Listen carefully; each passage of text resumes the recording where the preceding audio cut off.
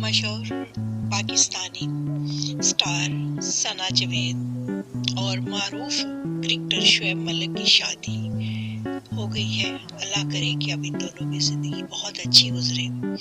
शुएब मलिक की पहली शादी मारूफ टेनिस स्टार सानिया मिर्जा से हुई थी, जो कि एक बैन अवी शादी थी, जो दो स्टार्स की नहीं, दो मुल्कों की थी, जिसमें पूरा पाकिस्तान खुद को इस शादी में इन्वॉल्व समझता था और सानिया को पाकिस्तान की बहू का दर्जा देता था।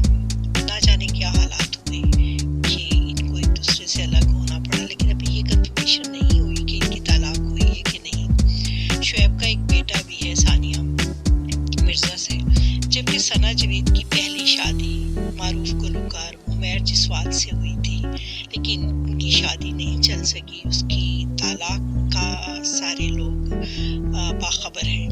अल्लाह करे कि अब इनकी ये वाली शादी दोनों की बहुत अच्छी रहे।